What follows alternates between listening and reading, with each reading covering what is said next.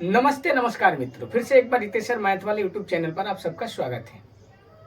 आज हमारा number system का अंतिम क्लास होगा। जितने भी क्लास हमारी हुए हैं उन सभी क्लासों में जितने भी टाइप्स के क्वेश्चन बताए गए हैं, उसके अलावा जितने भी टाइप्स के क्वेश्चन अभी बचे हैं वो सारे टाइप्स आज हम लोग इस क्लास में खत्म कर देंगे।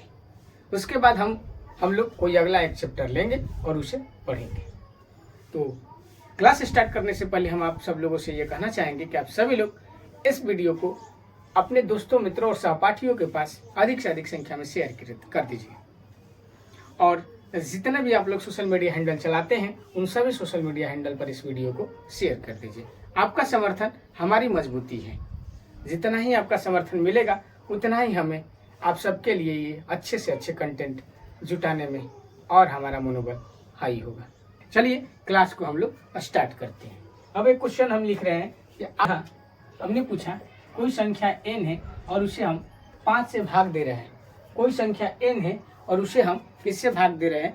5 से भाग दे रहे हैं। तो हमारा पॉजिटिव शेषफल मिलता है 3। हमारा पॉजिटिव शेषफल मिलता है कितना? 3। हमारा पॉजिटिव शेषफल मिलता है कितना? 3। लेकिन तो जब पॉजिटिव शेषफल 3 मिला तो इसका मतलब हम पूछेंगे कि आप बताइए कि इसका नेगेटिव शेषफल कितना होगा। इसका नेगेटिव शेषफल कितना होगा? तो आप कहिएगा सर यहाँ पॉजिटिव 3 है तो नेगेटिव होगा हमारे पास 2। नेगेटिव होगा हमारे पास 2। नेगेटिव होगा हमारे पास क्या? तो नेगेटिव होगा हमारे पास 2। क्यों? क्योंकि सर आपने बोला है कि नीचे वाली जो संख्या है इन दोनों का योग होगा। इन दोनों के जोड़ने पर जितना आएगा इसके बराबर होगा। ठीक है, तो नेगेटिव हमारे पास कितना शेषफल आया सर? तो नेगेटिव शेषफल आया 2। और पॉजिटिव शेषफल कितना आया हमारे पास? तो पॉजिटिव शेषफल आया हमारे पास 3। ठीक है, चलिए अब हम बनाते हैं कुछ क्वेश्चन।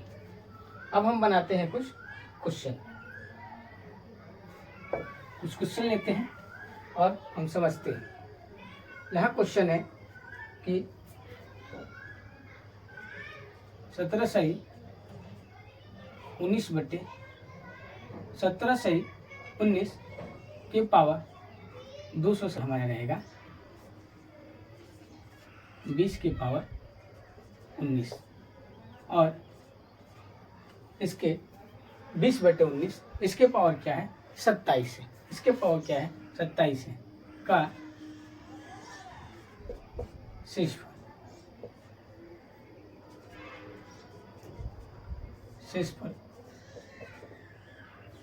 ज्ञात करें। शेषफल ज्ञात करें। हमें क्या करना है? हमें इसके शेषफल बताने हैं। अब आप शेषफल इसके कैसे बताइएगा? 20 के पावर 127 कीजिएगा, 127 टाइम्स गुणा कीजिएगा, उसके बाद 19 को 127 टाइम्स गुणा कीजिएगा, उसके बाद भाग दीजिएगा, तब ना शेषफल आएगा। उतनी करने की जरूरत है? उतना नहीं ना करना है। हमें क्या करना है? तो हमें एक विशेष बात पर ध्यान रखनी है। नीचे वाली संख्या से इसमें हम भाग देते हैं, इसका शेषफल कितना बचा? ऊपर 20 है, नीचे क्या है? 19 है। तो 20 में 19 से भाग दिया जा सकता है, तो शेषफल कितना बचेगा सर? तो शेषफल बचेगा सर 1। शेषफल कितना बचेगा? तो शेषफल बचेगा सर 1। इसका मतलब ये पॉजिटिव में बच रहा है। पॉजिटिव में बच रहा है ना, तो अब हमें किसी तरह से इसमें माइनस करने की जरूरत नहीं है क्योंकि ये पॉजिटिव में आया है। यदि पॉजिटिव में आता है तो उसका शेषफल वो स्वयं हो जाता है। इसका शेषफल क्या हो जाएगा? इसका शेषफल हो जाएगा सर 1। इसका शेषफल क्या हो जाएगा? 1, क्योंकि ये आया है पॉजिटिव में। लेकिन एक बात यहाँ ध्यान देने की जरूरत है। यहाँ यदि विषम संख्या है, यदि पावर विषम है तो पावर विषम है और जो संख्या आई है हमारे पास मिली है, एक शेषफल बचल है, इस शेषफल का पावर 127 हम करेंगे तो हमें 1 ही मिलेगा, वो भी पॉजिटिव में ही मिलेगा। वो भी क्या मिलेगा? पॉजिटिव में ही मिलेगा, क्योंकि ये पहले से ही पॉजिटिव में है। पावर सम हो या विषम हो, यदि शेषफल प्लस में बचा है तो वो प्लस में ही होगा। यदि यहाँ पे माइनस में बचा होता तब हम यहाँ पे सम और विषम को देखते, लेकिन उसे देखना जरूरी है। यहाँ यदि माइनस बच जाता, चलो एक एग्जाम्पल लेते हैं, समझ में आ जाएगा। एक एग्जाम्पल हम लेते हैं। एक एग्जाम्पल हमने लिया। एक एग्जाम्पल हमारे पास हो गया 16 बटे 17 के पावर 128 में शेषफल ज्ञात करें। शेषफल ज्ञात करें। शेषफल क्या करना है हमें? ज्ञात करना है, शेषफल ज्ञात करना है। चलिए हमने क्या बोला है कि हमने बोला है ऊपर क्या है 16, नीचे क्या है 17। तो ऊपर है 16, नीचे है 17। 16 में 17 से भाग दी जा सकती है, यदि हम भाग देते हैं तो डेसिमल में मिलेगा, लेकिन हमें डेसिमल के बारे में नहीं सोचना है। किसके बारे में नहीं सोचना है? डेसिमल के बारे में नहीं सोचना है। हमें क्या सोचना है? हमें शेषफल माइनस और प्लस में बचाना है, माइनस और प्लस में बचाना है। यहाँ 16 है, यहाँ 17 है, तो हमारे पास ये इससे छोटी संख्या है, 16 17 से छोटी संख्या है। इसका मतलब यहाँ शेषफल हमारे पास बचेगा सर -1। हमारे पास शेषफल क्या बचेगा? -1। शेषफल क्या बचा? -1।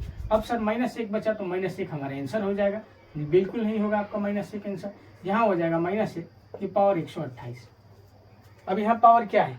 सम है। पावर क्या है? सम है। तो जब पावर सम है और यहाँ माइनस है तो कितना भी माइनस क्यों ना हो, यदि पावर सम होता है तो उसका मान प्लस में आता है। किस में आता है?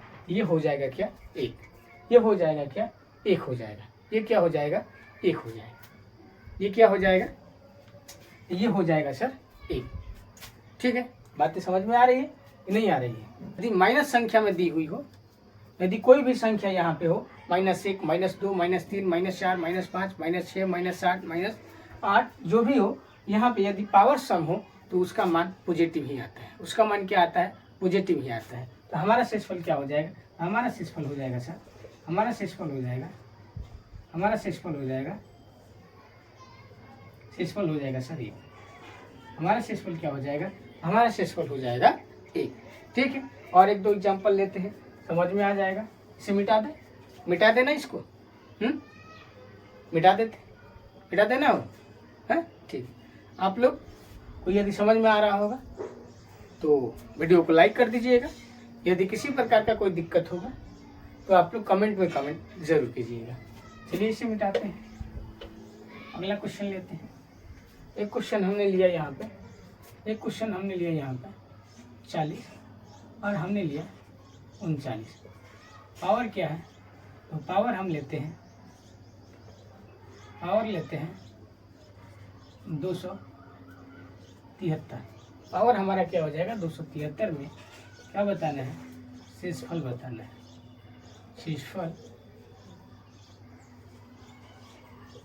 ज्ञात करें, शेषफल क्या करें?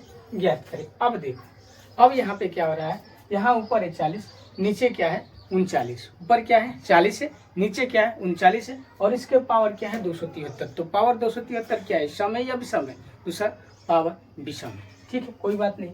यहाँ देखते हैं, यहाँ 40 है, यहाँ 39 है, यानी 40 और 39 से भाग देंगे तो हमारे पास शेषफल कितना बचेगा? तो हमारे पास शेषफल बचेगा सर 1। इसका मतलब ये हुआ कि शेषफल हो गया हमारा 1। अब पावर इसका कितना है? तो पावर है 273। पावर कुछ भी हो, पावर कुछ भी हो, पावर यदि सम हो तो पावर कुछ भी हो, कोई दिक्कत कोई परेशानी नहीं है, क्योंकि यहाँ पे ना तो माइनस है। यदि माइनस होता तब जाके हम पावर को सम और विषम में देखते, लेकिन यहाँ पे माइनस है ही नहीं, तो पावर इसका कितना भी क्यों ना हो, इसका मान तो 1 ही होगा।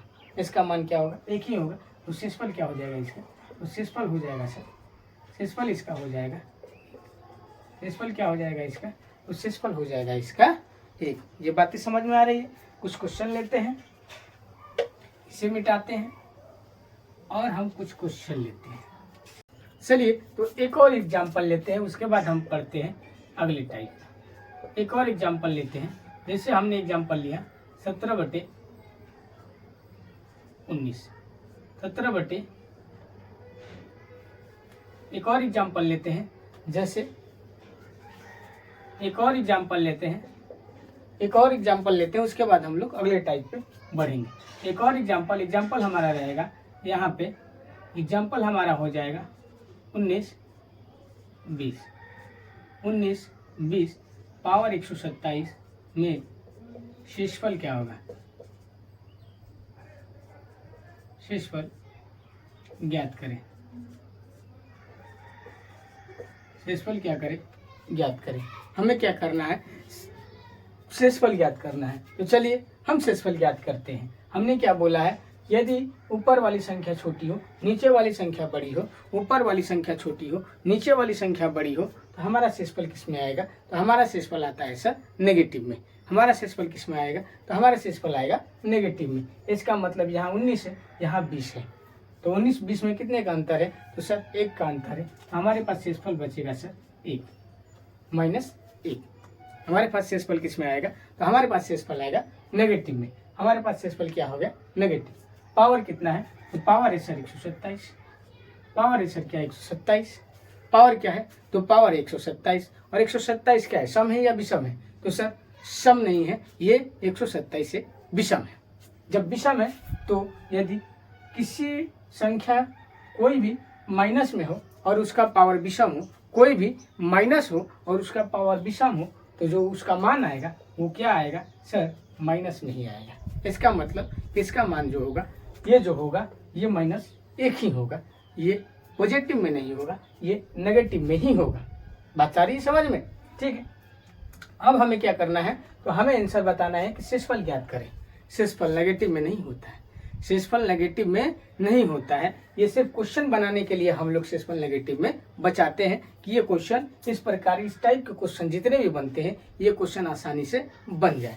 तो हमें ये माइनस वाला हमारा आंसर नहीं हो पाएगा, ये माइनस हमारा शेषफल नहीं बच पाएगा। हमारे पास जो बचेगा वो होगा सर, क्या करेंगे सर, हम 20 में से -1 का नीचे वाले में से इस शेषफल को माइनस कर देंगे। जो हमारे पास बचेगा वो हमारा क्या हो जाएगा, तो वो हमारा शेषफल हो जाएगा। वो हमारा क्या हो जाएगा, वो हमारा शेषफल हो जाएगा।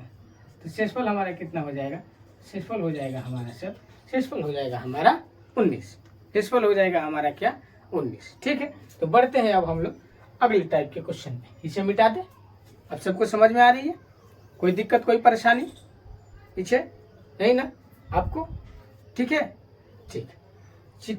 यदि आप लोगों को भी समझ में नहीं आ रहा होगा तो आप लोग क्या कीजिएगा, वीडियो में कमेंट जरूर कीजिएगा, फिर से एक बार इसका रफ करा दिया जाएगा।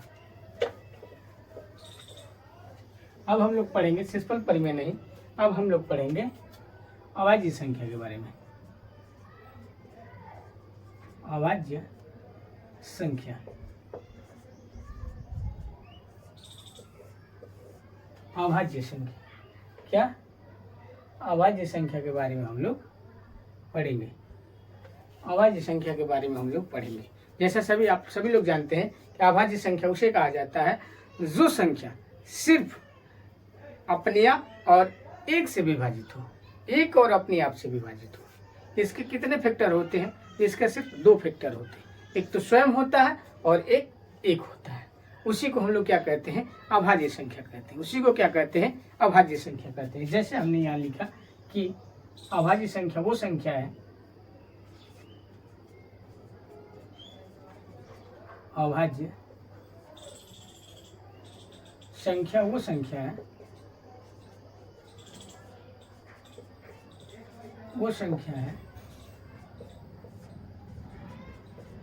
जो एक और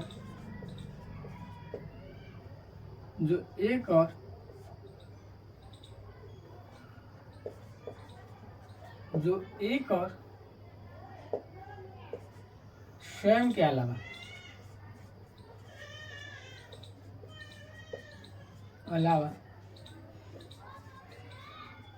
किसी और से विभाजित नहीं होती है।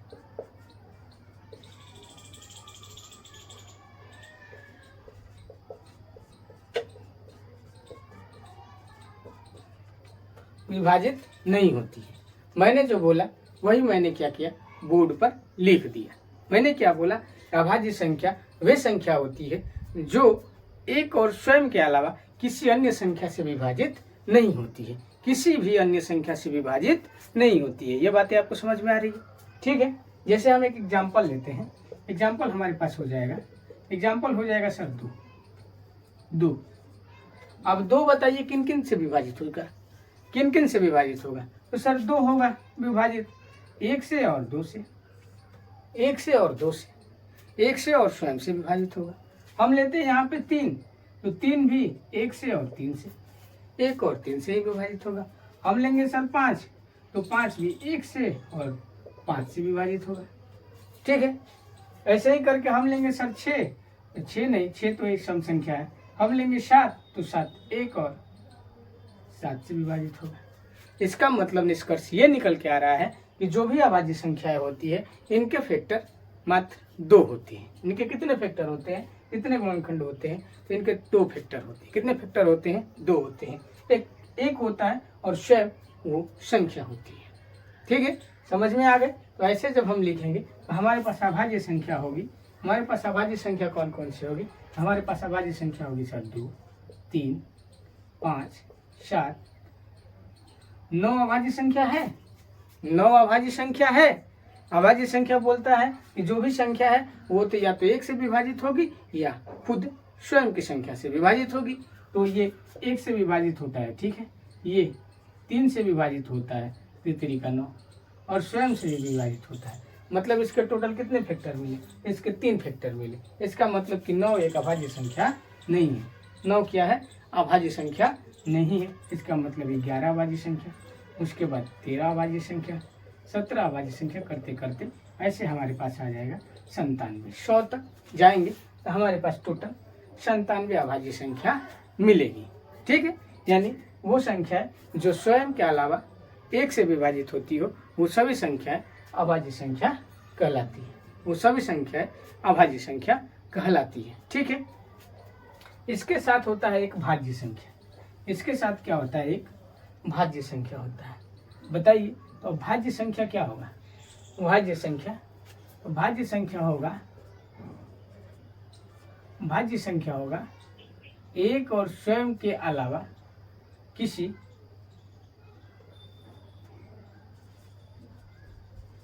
अन्य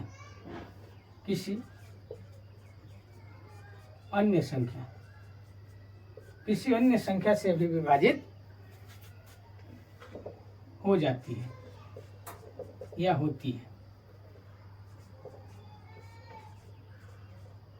भाज्य संख्या कौन सी संख्या है, तो भाज्य संख्या सर वे संख्या है जो एक और स्वयं के अलावा किसी दूसरे संख्या से भी विभाजित हो जाती है। वो उसे हम क्या कहते हैं, वो हमारा भाज्य संख्या होता है।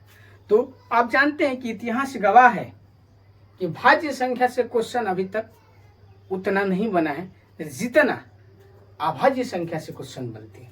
लगातार अन्य एग्जामों में अभाज्य संख्या से क्वेश्चन बनाए जाते हैं। भाज्य संख्या के क्वेश्चन ऐसे कभी देखने को मिल गया तो बात अलग है, लेकिन लगातार अभाज्य संख्या से क्वेश्चन बनाए जाते हैं, इसीलिए हमारा फोकस अभाज्य संख्या पर रहेगा। ठीक है, तो चलिए इसे मिटाते हैं और हम आगे बढ़ते हैं। इसे मिटाते हैं और आगे बढ़ते हैं। बाकी आप सबको समझ में आ रहा है, कोई दिक्कत कोई परेशानी हो तो आप सभी लोग इशारा कीजिएगा। ठीक है, और आप क्या कीजिएगा, आप सभी लोग कमेंट में कमेंट कीजिएगा। ठीक है, चलिए यदि हम पूछेंगे सर 1 से लेके 10 के बीच में कुल कितनी अभाज्य संख्या होती है, 1 से लेके 10 के बीच में कुल कितनी अभाज्य संख्या होती है, तो मुझे तो याद है कि 1 से 10 के बीच में 4 अभाज्य संख्या होती है। तो सर कौन कौन सी अभाज्य संख्या होती है, तो देखते हैं सर। 1, 2, 3, 4, 5, 6, 7, 8, 9 और 10, ये हो गए 1 to 10 तक। अब इसमें हम देखेंगे कि कौन कौन सी संख्या अभाज्य संख्या है। तो 1 नहीं सर, 1 अभाज्य संख्या नहीं होती है, 1 एक ऋण संख्या है। ठीक है, 2 तो 1, 2, 3, टोटल कितने अभाज्य संख्या, 2। उसके बाद आएंगे सर 5, क्योंकि अभाज्य संख्या वो संख्या है जो स्वयं के अलावा 1 से विभाजित होती है, किसी अन्य संख्या से विभाजित नहीं होती है। इसका मतलब यहाँ हो गया 7 और यहाँ हो गया 1 आपका, बस इतना है। कौन, 1, 2, 3, 4, यानी 1 से लेके 10 के बीच में टोटल कितनी संख्या है अभाज्य संख्या, तो सर 1 से 10 के बीच में अभाज्य संख्या कितनी है, तो 4 है। ठीक है, अब हम चलेंगे 1 से लेके 20 तक, ये सब हम लिखेंगे एक जगह। पहले हम देख लेते हैं 1 से लेके 20 तक, यानी 1 से लेके 20 तक नहीं, 1 से लेके 10 तक तो हमने देखा कि 1 से लेके 10 तक के बीच में कुल 4 अभाज्य संख्या होती है। अब हमें देखना है 11 से लेके 20 तक, 11 से लेके 20 तक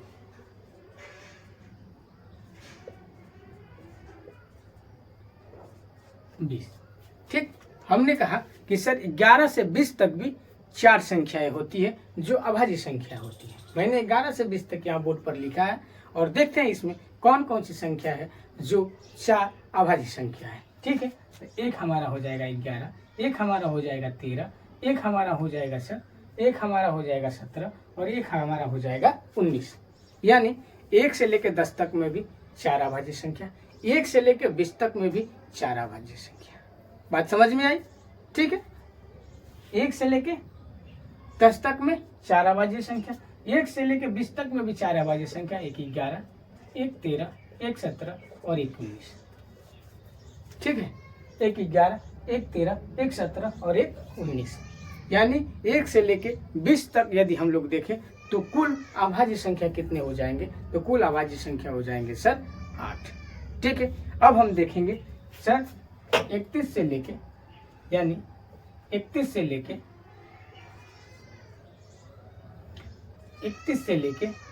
40 तक, 31, 32, 33, 34, 35, 36, 37, 38, 39 और 40। ठीक है, हमने कहा कि सर 31 से लेकर 40 के बीच में मात्र 2 अभाज्य संख्या होती है और 41 से लेकर 50 के बीच में भी 2 अभाज्य संख्याएं होती है। लेकिन ये कौन कौन सी अभाज्य संख्याएं होती है, ये अभाज्य संख्या हम आप लोगों को देखना है। तो चलिए देखते हैं। हमारा हो जाएगा सर 31, 32 तो होगा नहीं, 33 तो होगा नहीं, क्योंकि 1 और स्वयं के अलावा ये 11 से भी कटेगा। उसके बाद 34, 35, 36, 37, 37 सिर्फ 1 और स्वयं से कटेगा, 38, 39 और 40, 38, 39, तो 39 भी एक अभाज्य संख्या होगा क्या?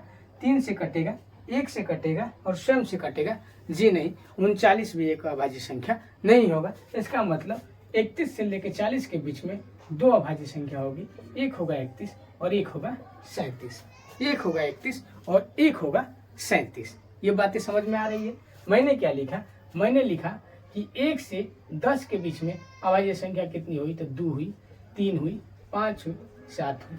यानी 1 से 10 तक में 4 अभाज्य संख्या, 11 से 20 तक में भी 4 अभाज्य संख्या, एक 11, एक 13, एक 17 और एक 19।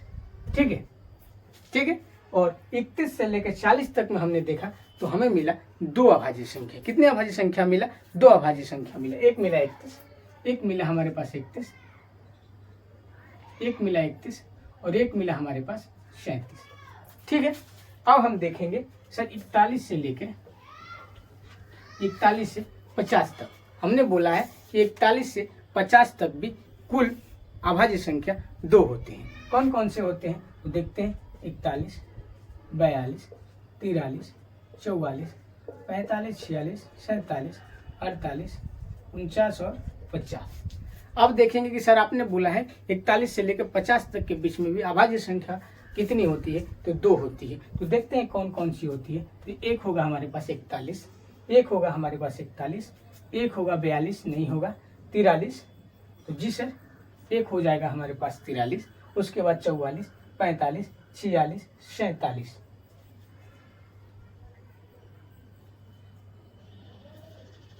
47 भी हमको लगता है 41 से लेके 41 से लेके 41 से लेके 50 के बीच में कुल हमारे पास 47। यानी इसमें हमें क्या होगा? हाँ, तो देखते हैं यहाँ पे कितना है। 41 से 40 के बीच में हम देखते हैं कुल कितने अभाज्य संख्या होगा। तो सर 41 से 40 के बीच में कुल 3 अभाज्य संख्याएं होगी। कौन कौन सी होगी? तो सर एक 41, एक हो जाएगा हमारे पास 43, एक हो जाएगा हमारे पास 47। ठीक है, यानी 41 से लेके 50 के बीच में हमें मिला 2 अभाज्य संख्या। एक मिला हमारे पास 41, एक 43 और एक 47। यानी 41 से लेकर 50 के बीच में कुल हमारे पास 3 अभाज्य संख्याएं मिले। एक मिला 41, एक मिला 43 और एक मिला हमारे पास 47। ठीक है, आगे बढ़ते हैं। तो आगे बढ़ेंगे तो हम देखेंगे, आगे बढ़ेंगे तो हम देखेंगे कि सर अब 51 से लेके 60 के बीच में कितनी अभाज्य संख्या होती है? 51 से लेके 60 के बीच में। तो मैं आपको बता देना चाहता हूँ 51 से लेके 60 के बीच में 2 अभाज्य संख्या होती है। कितनी अभाज्य संख्या होती है? 2 अभाज्य संख्या होती है। 51, 52, 53, 54, 55, 56, 57, 58, 59 और 60। ठीक है। अब सर बताइए कि वो कौन कौन सी संख्या है जो 51 से 60 के बीच में 2 अभाज्य संख्या है? तो हम देखते हैं, हम देखेंगे सर। तो हमारा हो जाएगा एक यहाँ पे 97, एक हो जाएगा 57, एक हो जाएगा 57 और एक हो जाएगा हमारे पास 59। एक हो जाएगा 57, एक हो जाएगा हमारे पास 59। यानी 51 से लेके 60 के बीच में 2 अभाज्य संख्या है। कितनी अभाज्य संख्या है? तो 2 अभाज्य संख्या, एक है 57 और एक है 59। ठीक है। अब ऐसे ही जब करते हम जाएंगे, ऐसे ही जब हम लोग करते जाएंगे तो हमें मिलेगा 61 से लेके 70 के बीच में 2 अभाज्य संख्या। उसके बाद 81 से लेके 90 के बीच में 3 अभाज्य संख्या। उसके बाद 71 से लेके 80 के बीच में हमें मिलेगा 3 अभाज्य संख्या और 81 से लेके 90 के बीच में 2 अभाज्य संख्या और 91 से लेके 100 के बीच में 1 अभाज्य संख्या मिलेगी। ठीक है। यानी कुल हमारे पास कितना हो जाएगा? तो कुल हमारे पास हो जाएगा, यहाँ हो गया हमारे पास क्या, यहाँ हो गया हमारे पास। अब हम लिखेंगे यहाँ पे, क्या लिखेंगे? तो अब हम लिखेंगे यहाँ पे, हम लिखेंगे 1 से 10 के बीच में कुल अभाज्य संख्या कितने थे? तो 1 से 10 के बीच में 4 अभाज्य संख्या थे। 11 से 20 के बीच में अभाज्य संख्या कितना था? तो 11 से 20 के बीच में अभाज्य संख्या 4 थे। उसके बाद हम देखेंगे 21 से 30 के बीच में कितनी अभाज्य संख्या होगी? तो 21 से 30 के बीच में 2 अभाज्य संख्या होगी। उसके बाद हम देखेंगे 31 से 40 के बीच में भी 2 अभाज्य संख्या होगी। कितने अभाज्य संख्या होगी? 2 अभाज्य संख्या होंगे। उसके बाद हम देखेंगे 41 से लेके 50 के बीच में कितने अभाज्य संख्या होंगे? तो 41 से 50 के बीच में 3 अभाज्य संख्या होंगे। उसके बाद हम देखेंगे 51 से लेके 60 के बीच में 2 अभाज्य संख्या होंगी। उसके बाद हम देखेंगे 61 से लेके 70 के बीच में 3 अभाज्य संख्या होगा। 61 से लेके 70 के बीच में 3 अभाज्य संख्या होगा। उसके बाद हम देखेंगे 71 से लेके 80 के बीच में, नहीं, 61 से 70 के बीच में 2 अभाज्य संख्या होगी। 61 से 70 के बीच में 2 अभाज्य संख्या होगी और 71 से 80 के बीच में 3 अभाज्य संख्या होगी। 81 से 90 के बीच में 2 अभाज्य संख्या और 91 से 100 के बीच में 1 अभाज्य संख्या होगा। मैंने बोर्ड पे क्या किया? लिख दिया। 1 से लेके 10 तक 4 अभाज्य संख्या, 11 से लेके 20 तक 4 अभाज्य संख्या, 21 से लेके 30 तक 2 अभाज्य संख्या, 31 से लेके 40 तक 2 अभाज्य संख्या, 41 से 50 तक 3 अभाज्य संख्या, 51 से 60 तक 2 अभाज्य संख्या, 61 से 70 तक 2 अभाज्य संख्या, 71 से 80 के बीच 3 अभाज्य संख्या। उसके बाद 81 से 90 के बीच 2 अभाज्य संख्या और 91 से 100 के बीच में 1 अभाज्य संख्या होगा। तो मतलब यहाँ क्या हुआ? तो क्या हुआ सर, 1 से लेकर 100 तक कितनी अभाज्य संख्या है?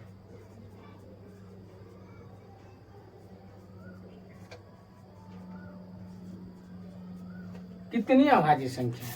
तो काउंट कर लेते हैं। 4 4 8 2 10 2 12 12 3 15 15 2 17 17 2 19 और 19 और 3 22 22 2 24 और 24 से 25। टोटल अभाज्य संख्या कितना हो गया? तो टोटल अभाज्य संख्या हमारे पास हो गया सर 25।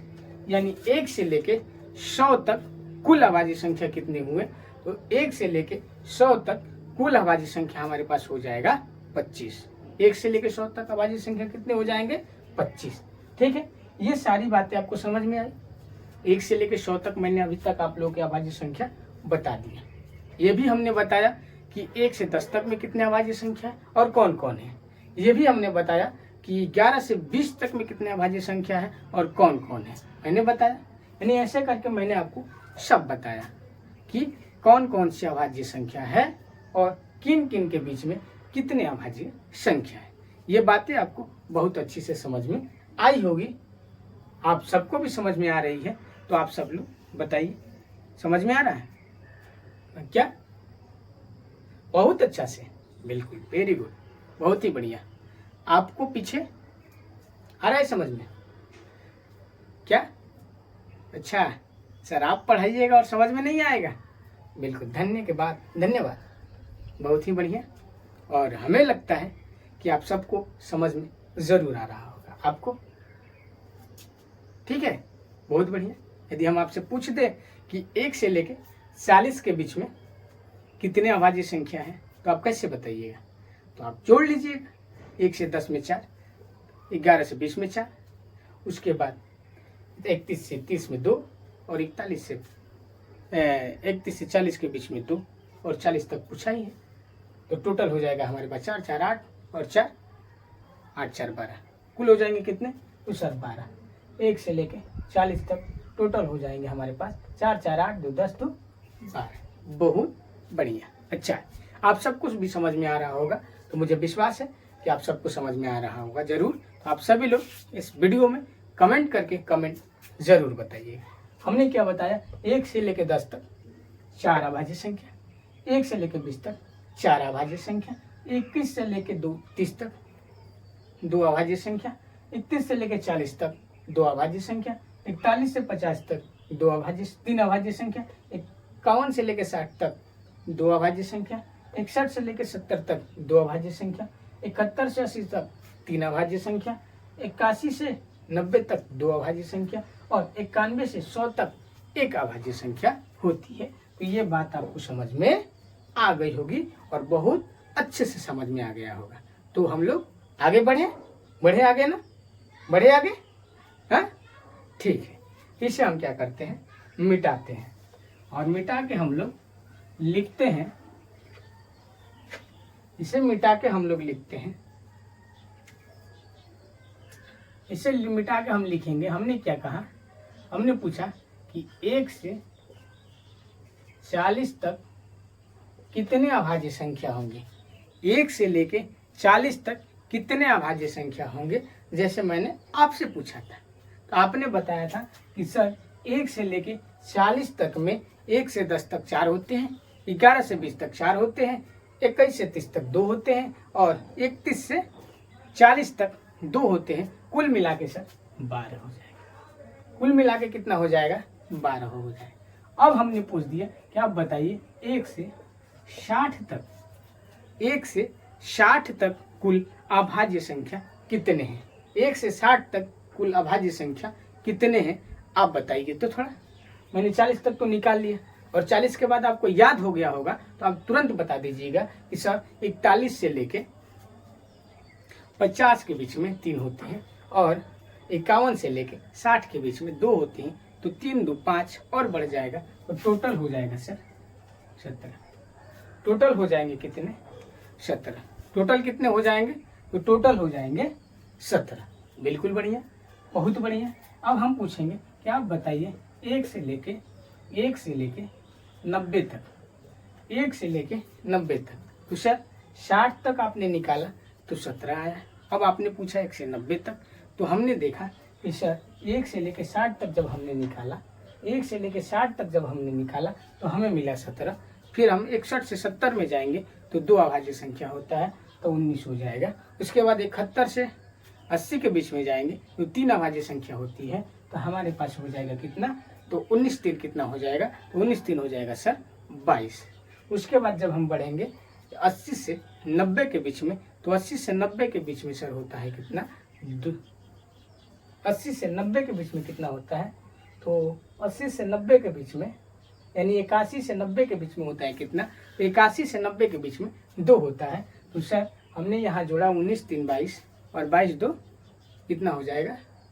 24। तो हमारे पास हो जाएगा 1 से लेके 90 तक 24। और मैंने पहले भी बताया है कि 1 से लेके 100 तक, 1 से लेके 100 तक टोटल 25 अभाज्य संख्या होती है। कितनी अभाज्य संख्या होती है? तो 25 अभाज्य संख्या होती है। ठीक है, चलिए कुछ और चीज़ हम लिखवाते हैं। ये सारी चीज़ें आप लोग कॉपी में नोट कर लीजिएगा अच्छे से। इसका PDF आपको मिलेगा ही, और इसका नोट्स भी आपको मिलेगा। ये सारे नोट्स का प्रयोग करके आप सभी लोग याद कीजिएगा, और सारा क्वेश्चन, जितना भी क्वेश्चन है वो सारा क्वेश्चन आप लोग बनाने का प्रयास कीजिएगा। चलिए इसे मिटाते हैं और आगे बढ़ते हैं। अब यहाँ हम लिखते हैं कि आप बताइए कि 1 से लेके 200 तक कुल कितने अभाज्य संख्या होते हैं? 1 से लेके 200 तक कुल कितने अभाज्य संख्या होते हैं? तो सर 1 से लेकर 200 तक कुल कितने अभाज्य संख्या होते हैं? 1 से लेके 200 तक कुल कितने अभाज्य संख्या होते हैं? तो सर होते हैं 46।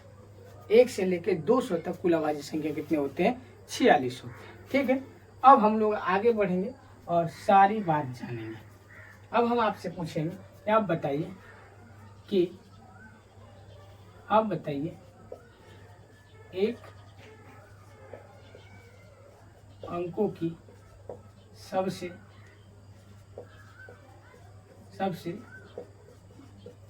छोटी अभाज्य संख्या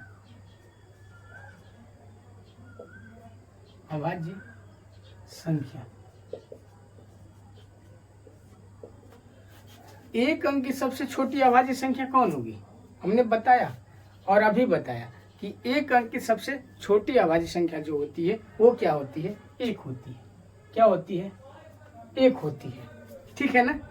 1 नहीं बल्कि 2 होती है, क्योंकि मैंने पहले ही बताया था कि एक अभाज्य संख्या नहीं है, एक ऋण संख्या है। और एक अभाज्य संख्या इसलिए नहीं होगा क्योंकि इसके फैक्टर सिर्फ 1 होगा, स्वयं होगा। और हमने बताया है कि अभाज्य संख्या के लगभग 2 फैक्टर होते हैं, एक स्वयं होता है और एक होता है। यहाँ पे 2 का 2 फैक्टर मिलेगा, एक 1 मिलेगा और एक 2 स्वयं मिलेगा। ठीक है, अब यहाँ हम आपसे पूछेंगे कि आप बताइए कि 2 अंकों की, इसके 2 अंकों की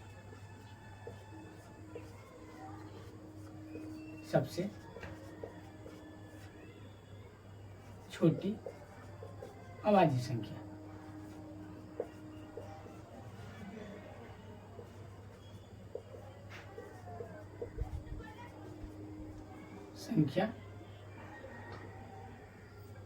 क्या होगा?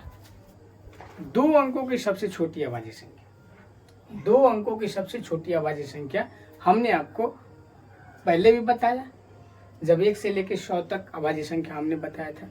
उसमें बताया था कि 100 से लेके 91 से लेके 100 के बीच में मात्र एक अभाज्य संख्या होता है, और वो अभाज्य संख्या होती है 97। तो 2 अंकों की सबसे छोटी अभाज्य संख्या हो जाएगी हमारे पास 97। 2 अंकों की सबसे छोटी अभाज्य संख्या क्या होगी? 2 अंकों की सबसे छोटी अभाज्य संख्या होगी 97। ठीक है, आगे हम लिखते हैं, बताइए कि 3 अंकों की सबसे छोटी अभाज्य संख्या। 3 अंकों की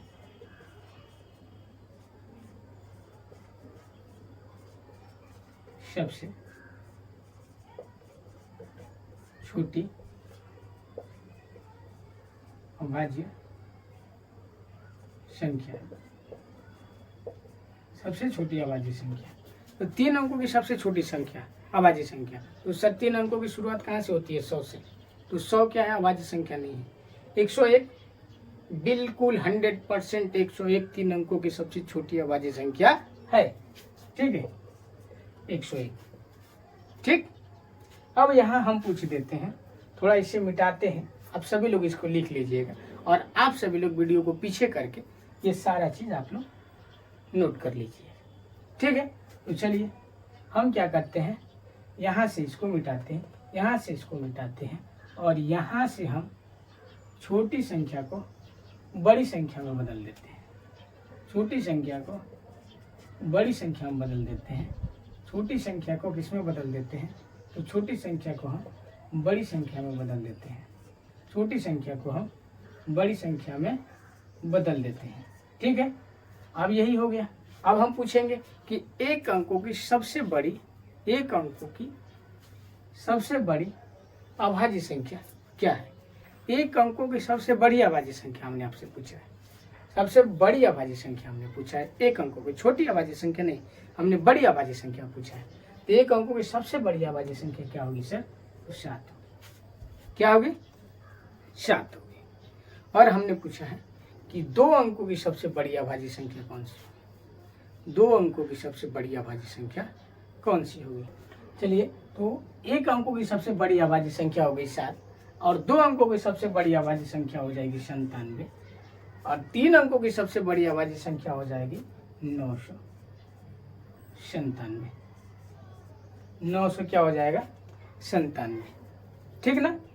एक अंकों की सबसे बड़ी अभाज्य संख्या 7, 2 अंकों की सबसे बड़ी अभाज्य संख्या 97, 3 अंकों की सबसे बड़ी अभाज्य संख्या हो जाएगा 997। ठीक है, मैंने एक अंकों की सबसे छोटी संख्या बताया ये 2, मैंने एक अंकों की सबसे छोटी संख्या बताया 2, 2 अंकों की सबसे छोटी संख्या हमने बताया 11, 3 अंकों की सबसे छोटी संख्या हमने क्या बताया?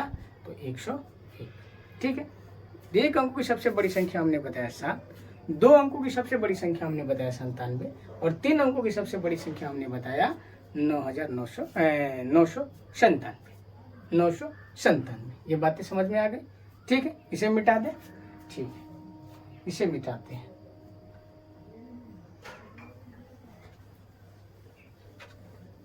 इसे हम मिटाते हैं और आगे बढ़ते हैं, कुछ क्वेश्चंस लिखते हैं। चलिए, तो इस क्लास में बस इतना ही, और आज हमारा नंबर सिस्टम का अंतिम क्लास था, और आज हमारा नंबर सिस्टम खत्म हो गया। कल से हम लोग पढ़ेंगे LCM एंड HCF। तो कल से हमारा क्लास चालू होगा LCM और HCF का। आप सभी से ये निवेदन है कि आप सभी लोग इस क्लास में उपस्थित रहिएगा और हर एक बिंदु पर ध्यानपूर्वक ध्यान से अध्ययन कीजिएगा, ताकि आप सबका भविष्य उज्जवल हो। और जाते जाते आप सबसे हम एक बात ज़रूर कहेंगे कि आप सभी लोग इस वीडियो को अधिक से अधिक संख्या में अपने दोस्तों, मित्रों और सहपाठियों के पास शेयर कीजिए। आप लोग हमारी बातों को इग्नोर कर देते हैं और वीडियो को लाइक तक भी नहीं करते हैं। मुझे विश्वास है कि आप सब लोग इस वीडियो को लाइक, शेयर, सब्सक्राइब ज़रूर करेंगे। अपने मित्रों, साथियों और सहपाठियों के पास इस वीडियो को ज़रूर भेजिएगा। तब तक के लिए नमस्ते, नमस्कार। कल मिलते हैं नए जोश और जुनून के साथ, नए एनर्जी के साथ।